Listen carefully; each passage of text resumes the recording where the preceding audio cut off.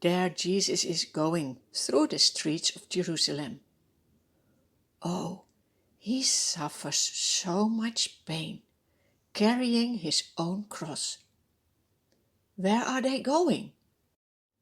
They go to the place of the skull.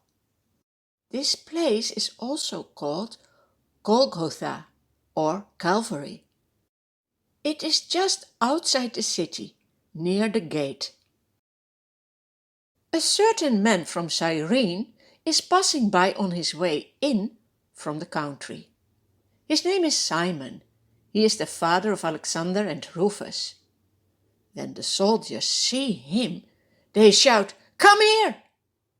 They put the cross of Jesus on him and force him to carry it behind Jesus. A lot of people are also in the streets of Jerusalem, watching what is going on. Do you see? Some of the women are mourning and wailing for Jesus.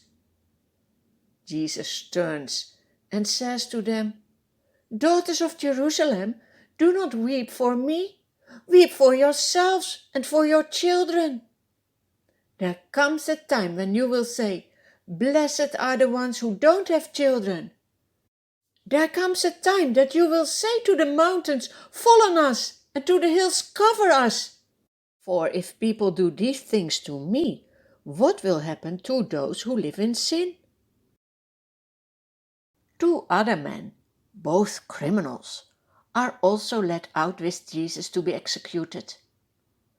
When they come to Golgotha, the soldiers offer Jesus wine to drink. They have mixed it with myrrh and gall. It's bitter. When you drink from it, it will make your suffering less. But when Jesus tastes it, he refuses to drink it. He wants to carry the full punishment for the sins of the world. He does it freely. What a love! Then the soldiers crucify Jesus there, along with the criminals, one on his right, the other on his left. Jesus is in the middle. But here, I hear Jesus saying something. Listen, he prays for his enemies and says, "Father, forgive them, for they do not know what they are doing."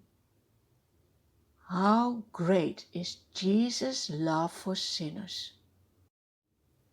It is 9 in the morning when Jesus is crucified. The place where Jesus is crucified is near the city. It is a busy place. A lot of people are passing by. When they see Jesus on the cross, they also see a notice above his head. It is a notice of the charge against Jesus. Who has done this? Pilate.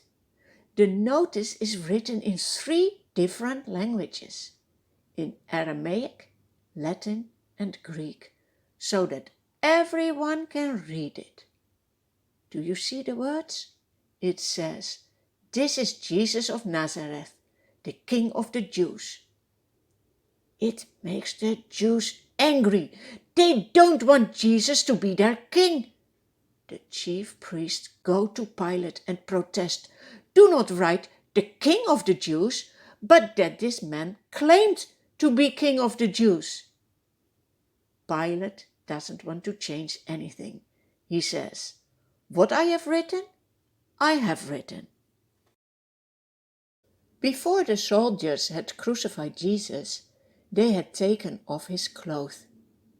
Now they are dividing them into 4 shares, one for each of them. The undergarment remains. This garment is seamless, woven in one piece from top to bottom. The soldiers say to each other, "Let's not tear it. Let's decide by lot who will get it." Hey, that was already written down in Psalm 22. There I read, "They divided my clothes among them and cast lots for my garment." So do you see? Even the Psalms are already pointing to Jesus. God always fulfills his word, because this is exactly what the soldiers are doing. Then they sit down. They keep watch over Jesus there. Near the cross of Jesus stands his mother Mary, also his mother's sister, and Mary the wife of Clopas, and Mary Magdalene.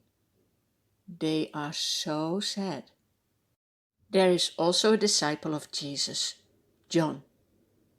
When Jesus sees his mother there and the disciple, he says to Mary, "Woman, here is your son." And to John, "Here is your mother." From that time on, John takes Mary into his home. Even on the cross, Jesus cares for his people. Have you seen his love for you already?